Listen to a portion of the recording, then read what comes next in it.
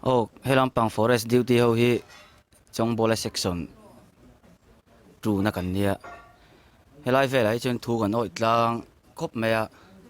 mi pui cho lo turin kan awa he kha tokin kan awa thu kan oi tlang a buaina han siam ang duty te han pal lui ang hi chun om lowa tia